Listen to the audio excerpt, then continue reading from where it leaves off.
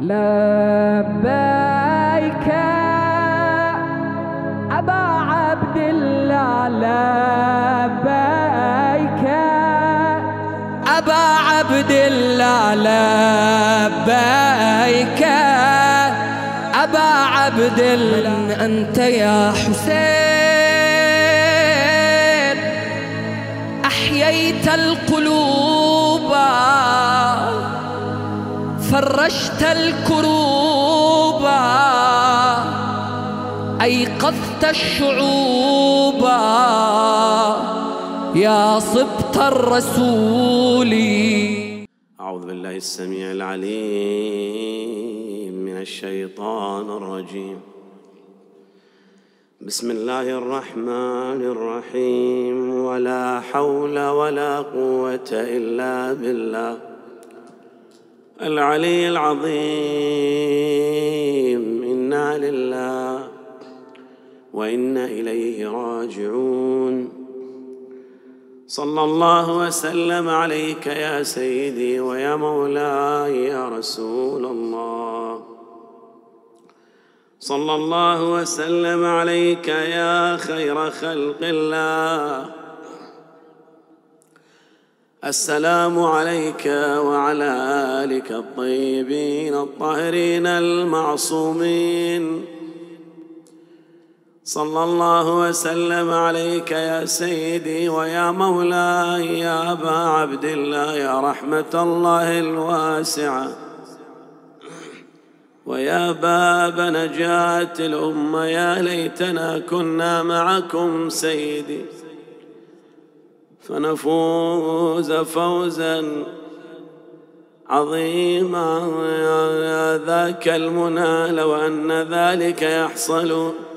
يا غريب يا مظلوم كربلاء، وجه الصباح وجه الصباح علي ليل مظلم، وربيع أيامي علي محرم، والليل يشهد لي بأني ساهر. إن طاب للناس الرقاد فهوموا قلقا تقلبني الهموم بمضجعي، ويغور فكري في الزمان ويتهم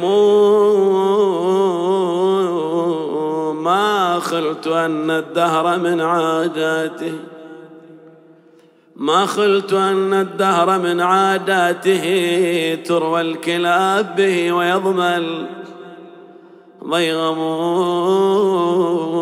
ويقدم الأموي وهو مؤخر، ويؤخر العلوي وهو المقدم.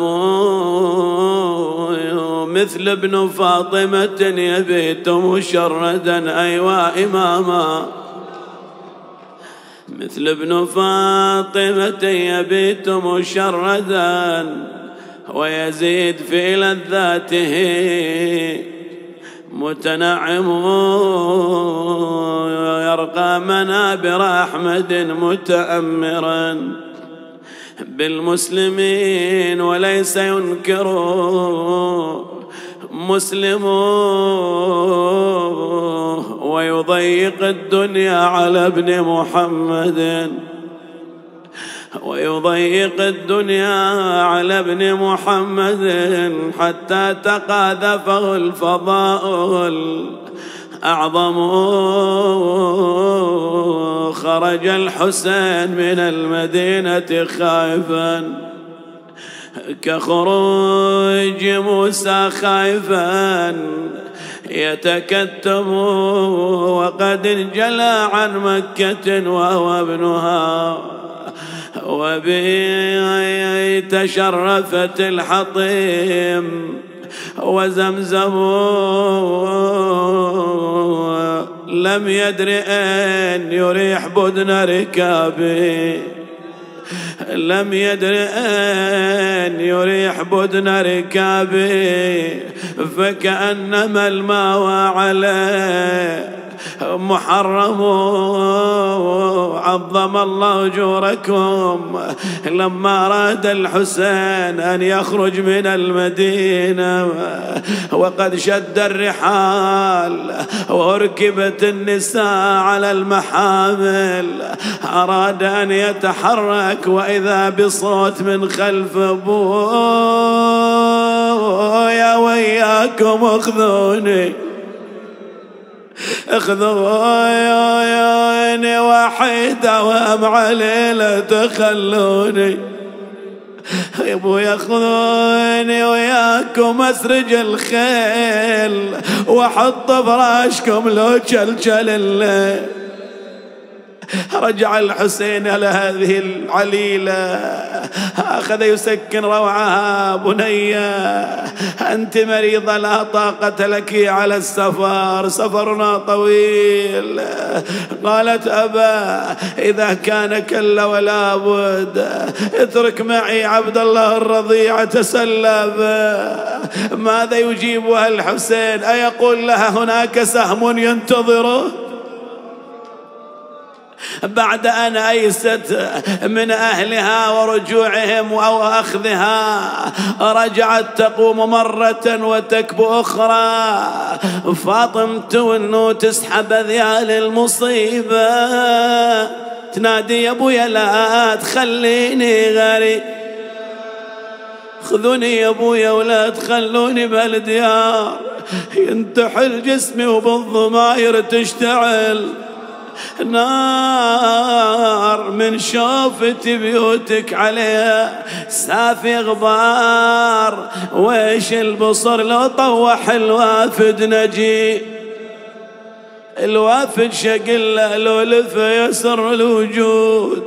خذني يا ابويا وياك لو قل لي متى تعود.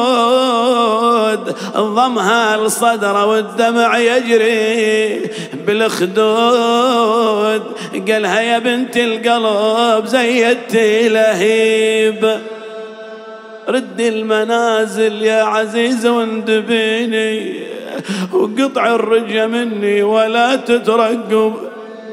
صحت يا ابويا فرقوا بينك وبيني، وصدت لابو فاضل تنوح وتنتخيب. خرت تحب بيده وراسه صعب المراس، والله يا عمي فراق ابويا يشيب الراس. توسل بابويا حسين ياخذني يا عباس، روحي ترى راحت يا سردال الحريب. قال له يا اخويا هالبكى والنوح فتني. ابو فاضل صاحب الغيره ما قادر يتحمل يشوف هالعليله تبكي امامه، التفت للحسين يقول له يا اخويا هالبكى والنوح فتني، بنتك تراها العليله ذوبتني. قال له شو اسوي وكتبة الله قيدتني، ما اقدر اشوف دموعها بخدها سكيب. اسمع مؤمن جواب الحسين للعباس ليتنهاي يألم قلبك. يقول ابو فاضل هذه ما هي مكتوب تتودى هدي، هذه ما هي مكتوب تتودى هدي، ولا هي اخويا من سبايا الغاضري. ردي يا بنتي وردتك تصعب علي، وطلبي من الله يعودنا لديار طيب. ردت بحسرتها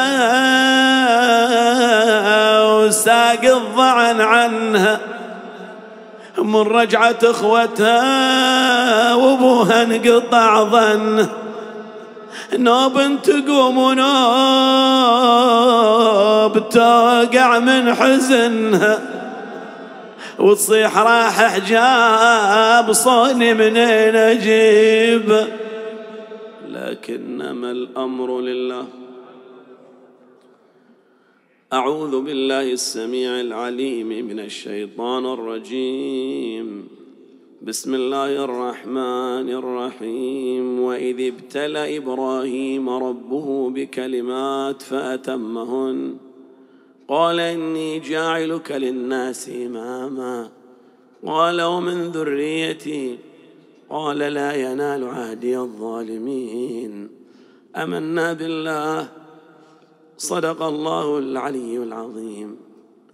هناك 3 مصطلحات في القرآن الكريم وردت كلمة النبوة، وردت كلمة الرسالة، وردت كلمة الإمامة.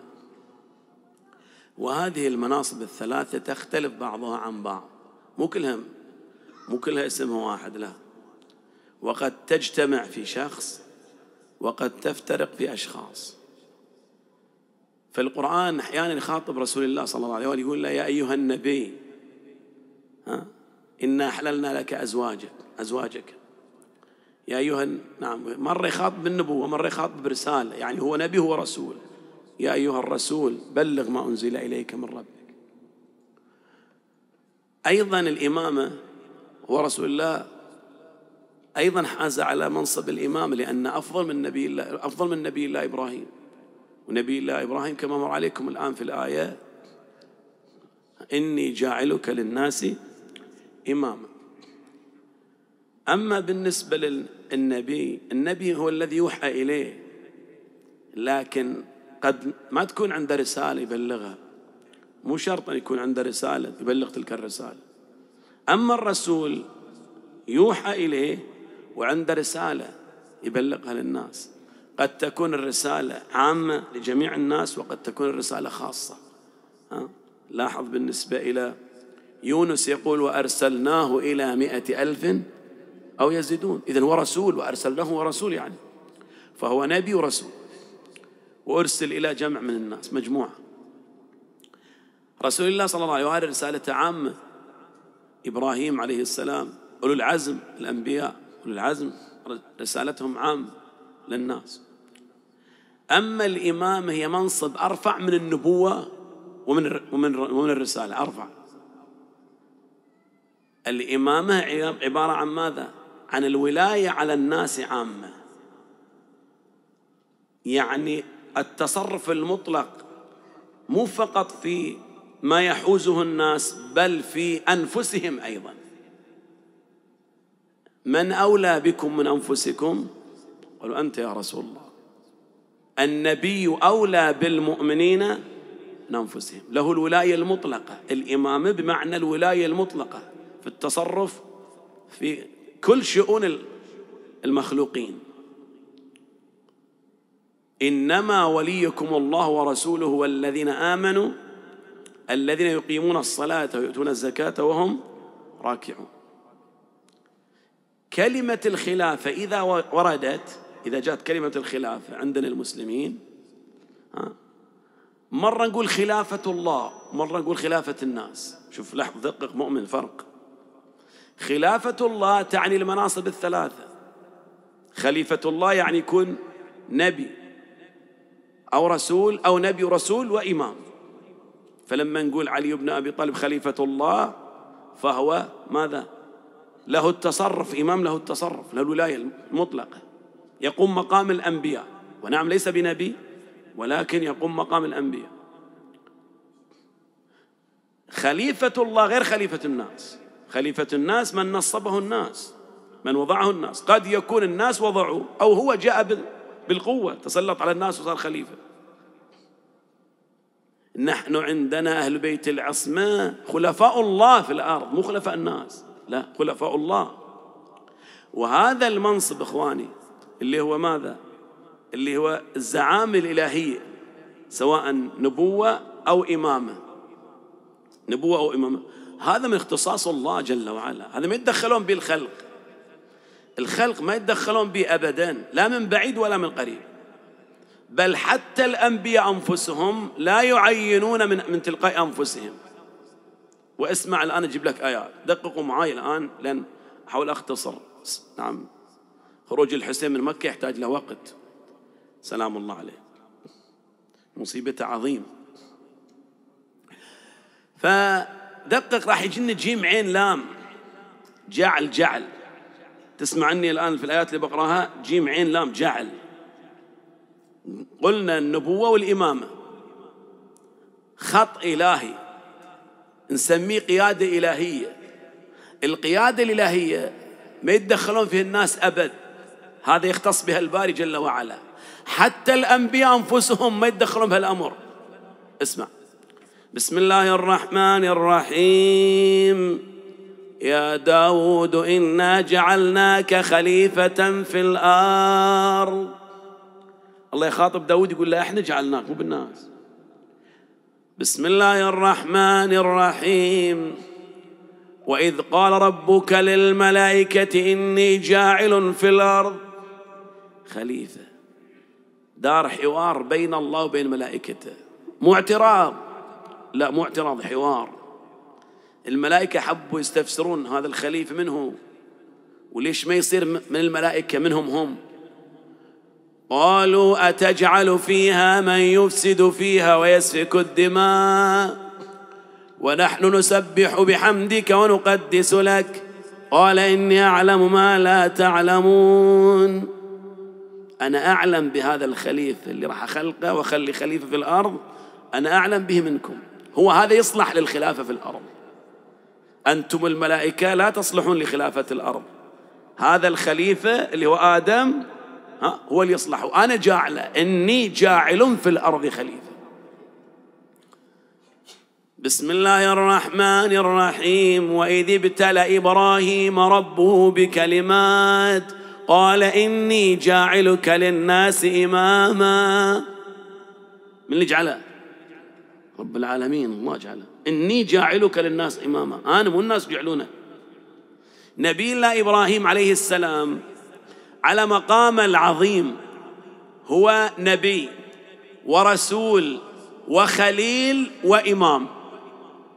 شوف لاحظ، ومنصب نبي الله إبراهيم جدا عظيم عند الله. هو يعلم أن هذا مو اختصاصه، لذلك ما قال يا رب اجعل لي أنا أجعل من بعدي أئمة، أنا الأئمة أعينهم أنا، لا، سأل سؤال نبي الله إبراهيم. إيش قال؟ ومن ذريتي. يقال السؤال هنا فائدة التمني، لأن عندنا في اللغة العربية الأسئلة له فوائد. أحيانا بعض السؤال يفيد السخرية، استهزاء، بعض السؤال سؤال استهزاء أو تعجب أو كذا. عموما في اللغة العربية هذا أمر طويل. لكن لاحظوا نبي الله إبراهيم لم يعين من تلقاء نفسه من بعده، ما عين إمام من تلقاء نفسه، سأل الله أن يجعلها في ذريته بسؤال على شكل طلب.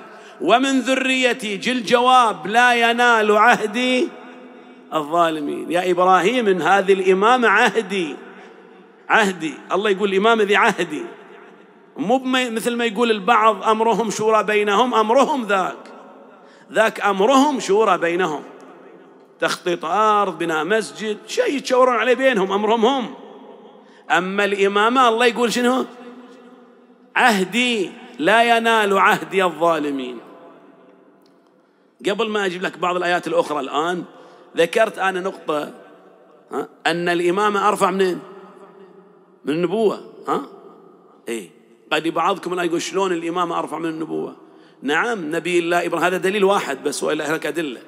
مو نبي الله إبراهيم لما قال له الله سبحانه وتعالى خاطبه إني جاعلك للناس إماما، كان نبيا، كان نبيا وكان رسولا وكان خليلا، وسيتوج بتاج الإمامة. شو الدليل على أنه ذاك الوقت كان نبيا؟ وأساسا ما أوتي الإمامة إلا في آخر حياة نبي الله إبراهيم. عمره 120 تو ينجب من؟ إسماعيل. الحمد لله الذي وهب لي على الكبر إسماعيل. طيب شلون يقول؟ كيف يقول ومن ذريته؟ ما عنده ذرية، لو لم يكن عنده ذرية. فالدليل على أنه كان عنده ذرية، فطلب الإمام وين؟ في ذريته.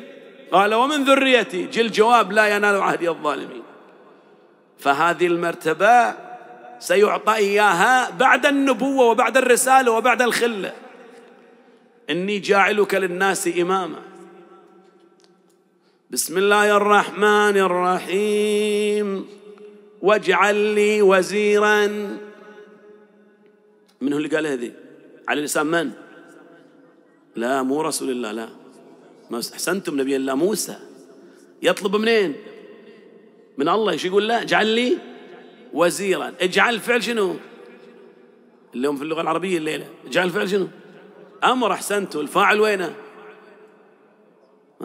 ضمير مستتر تقديره لا مو هو، أنت اجعل لي أنت. فعل الأمر في الغالب يصير الفاعل ضمير مستتر تقديره أنت. لما أقول لواحد جيب لي ماي يعني جيب لي أنت ماي. شوف لاحظ. فهنا موسى يخاطب الله يقول جل وعلا، يقول له واجعل لي وزيرا.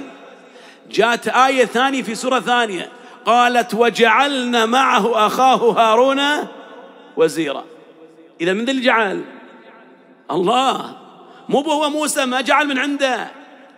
وجعلنا معه أخاه هارون وزيرا. بسم الله الرحمن الرحيم.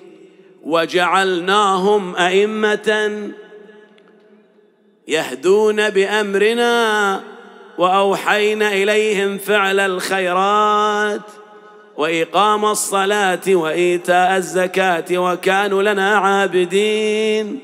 الله يقول إحنا جعلناهم وبالناس، وجعلناهم أئمة يهدون بأمرنا.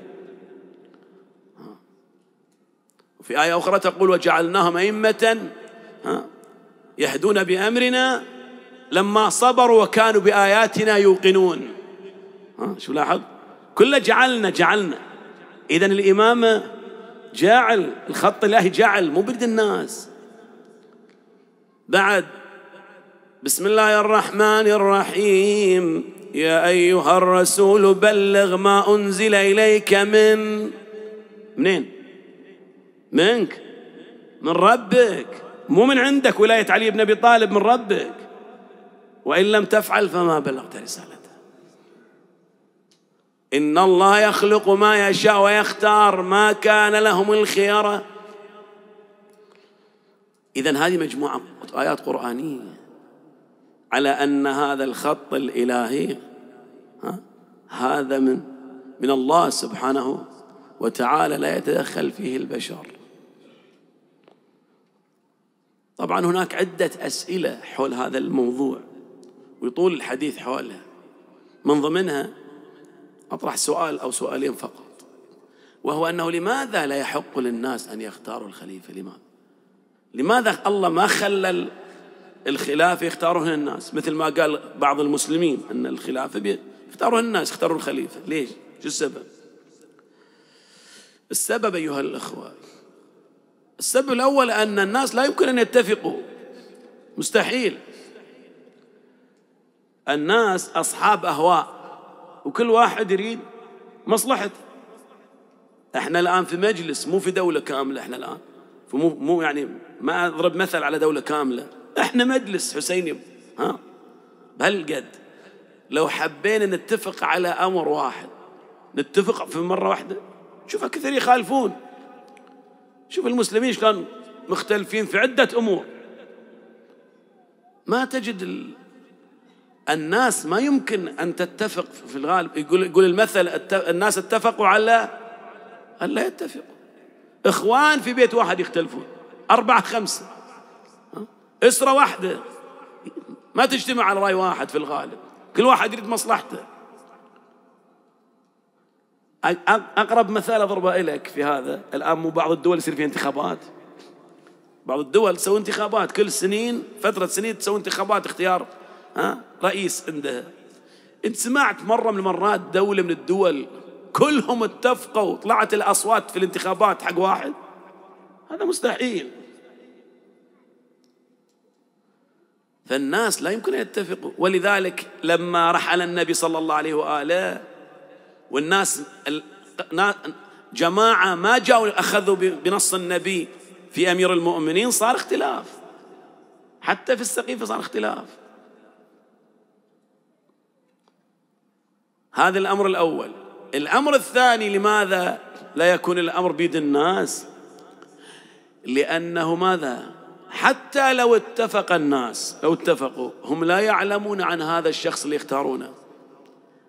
شو نقول احنا نصلي على الأموات الله يطلع أعماركم؟ اللهم إنا لا نعلم من ظاهره لا خير. الله هو الذي يعلم بالسرائر، احنا ما ندري. زين هذا اللي بيختارون الناس كخليفة، أحيانا يشوفون واحد ما شاء الله ظاهره خير وعادل وكذا، إنسان إن شاء الله بيمشي لهم الدنيا ذهب، بيخليهم يمشون على ذهب، فإذا اختاروه بعد أن يمسك الزمام ينقلب عليه. وهذا اللي يصير في بعض الدول في الانتخابات، من الانتخابات هذه اللي يصير، تشوف يضعون إعلانات وكذا وانتخابات، الناس تختار واحد، أولا هم ما يتفقون مثل ما ذكرت لك، لكن لنفترض أنهم اتفقوا، نفترض جدلا أنهم اتفقوا، إذا اتفقوا على شخص هذا ما يبين في البداية، بعد أن يمسك الزمام يمكن يصير مثل الحجاج. لكن رب العالمين عندما يختار للناس هو يعلم بالسرائر ولا لا؟ ولقد خلقنا الإنسان ونعلم ما توسوس به نفسه ونحن أقرب إليه من حبل الوريد. الباري جل وعلا عندما يختار للأمة علي بن أبي طالب، يختار لهم الحسين الإمام الحسن، هو سبحانه هو الذي خلق أمير المؤمنين، ويعلم بأمير المؤمنين أن الخلافة لن تغير فيه شيء، هو علي بن أبي طالب قبلها وبعدها، هو صفحة بيضاء علي بن أبي طالب ما تغير. ذاك اللي كان ماذا يأكل قرص الشعير ما زال قبل الخلافة وبعدها نفس الشيء، ذاك اللي نام على الحصير نفس الشيء. ولو كان عندي وقت لأتيتك بالأدلة الكثيرة في زهد علي بن أبي طالب سلام الله عليه، وفي علمه وفي فضله. فإذا هذا الأمر هو بيد الله لا بيد الناس. الذي شرد الحسين هو ماذا؟ الذي شرد الحسين من أخذوا حق الحسين، الذين أسسوا لمن طارد الحسين وقتل الحسين. سلام الله عليك يا أبا عبد الله. بعد أن خرج من المدينة في 28 من شهر رجب، آخر شهر رجب، 27 أو 28، خرج من المدينة واتجه إلى مكة، بقي في مكة إلى 8 من ذو الحجة، وكان الإمام الحسين قد جاء بعمرة التمتع على اعتبار حج، ولكن دس يزيد 30 شيطانا وأمرهم أن يقتلوا الحسين ولو متعلق بأستار الكعبة. أيوة إمامة، شو مسوي ابن رسول الله؟ ليش؟ ما الذنب الذي جناه الحسين؟ بينما الحسين يطوف وإذا بصوت يا أبا عبد الله اخرج قبل أن يسفك دمك.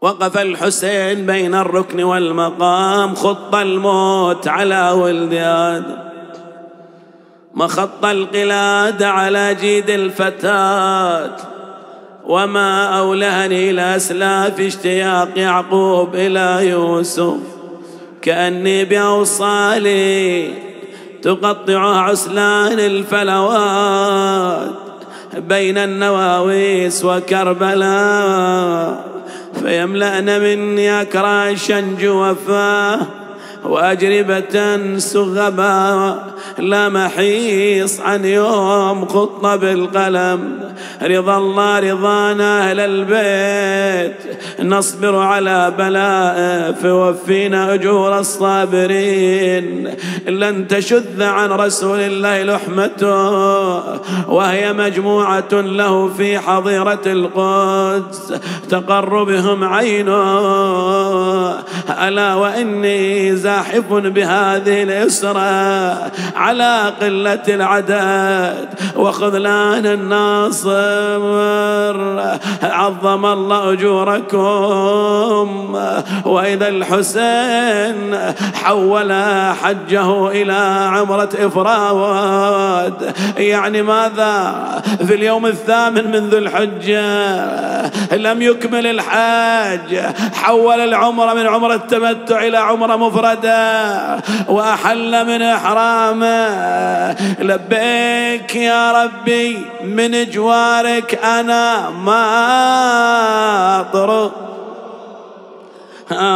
لبيك يا ربي تذبح أصحابي وظل ما أفرق، لبيك يذبحوني وقلبي من الظما ما أمرق، لبيك أنا خايف وكل الناس مأمون.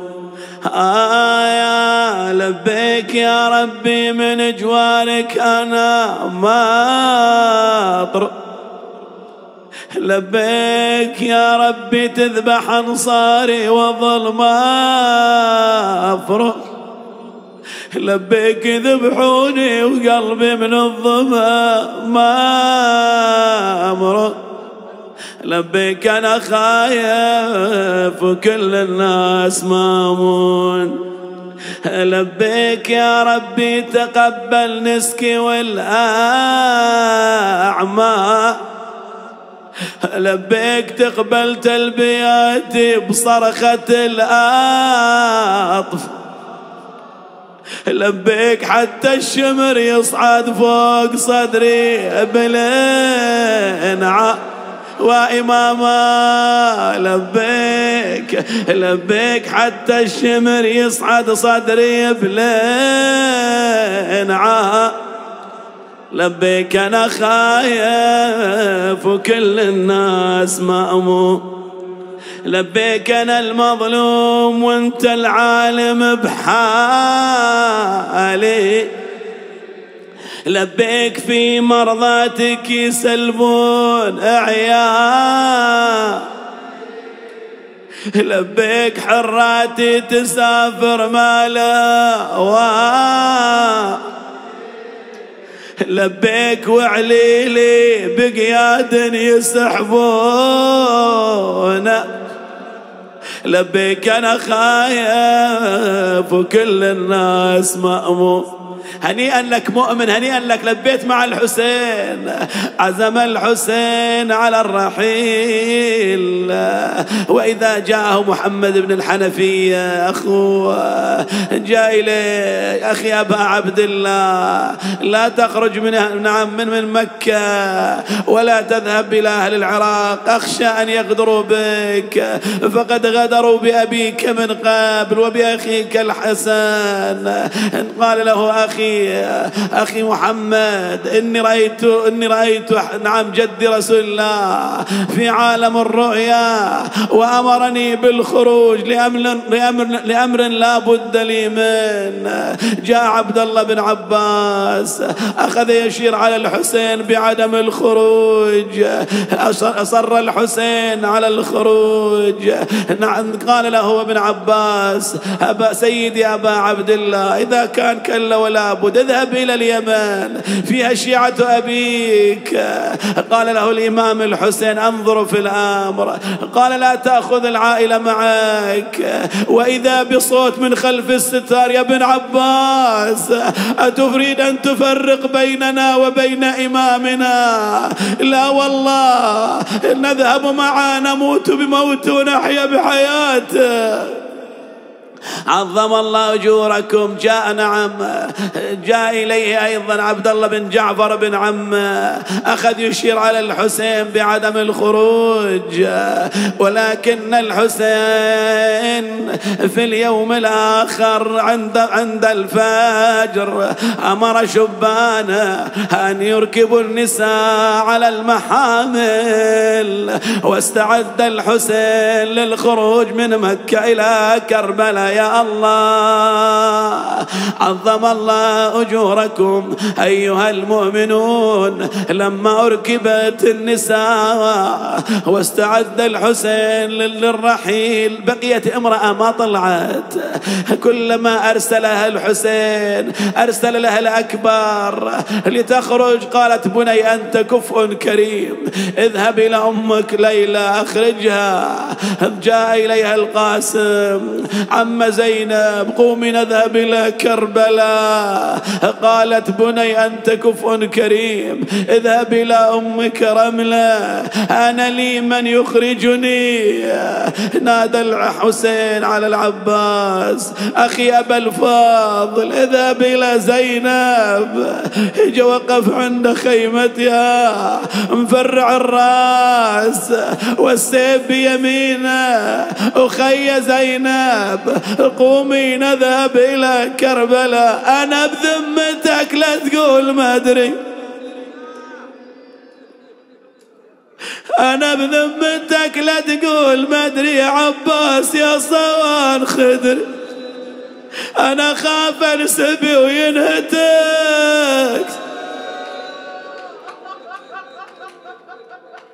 يوم الذي راعش أنوايش الدرة، جاب المحامل للحارة، كل فارد وجه حدل، صد لعد زينب مبتسم، عباس راعي المرجع، قال لها يا ظنوة قومي نروح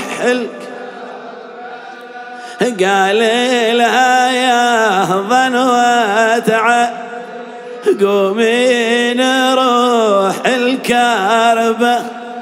قالت يا أخوه يا محمل يا هو الذي يتكاف، قال لها عيناك بشري أمرك نود نتمثل.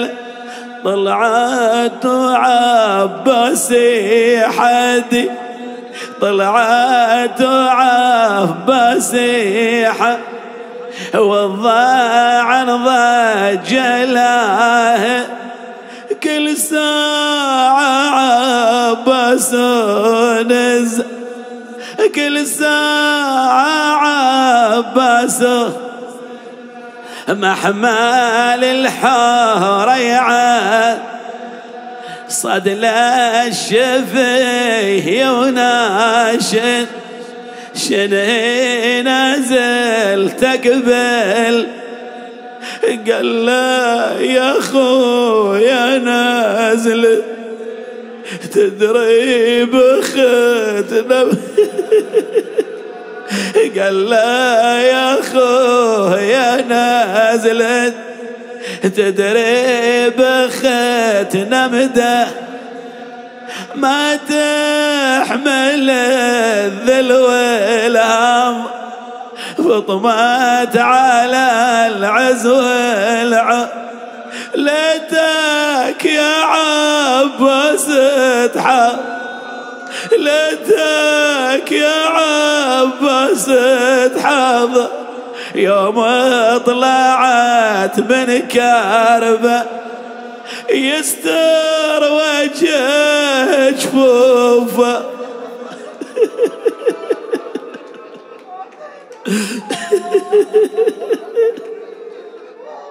يستر وجه جفوفه والدمع على الخد سايل، لو رادت الناقة تعثر يضرب خواتك حرمل وصحوة حسينه وإمامه.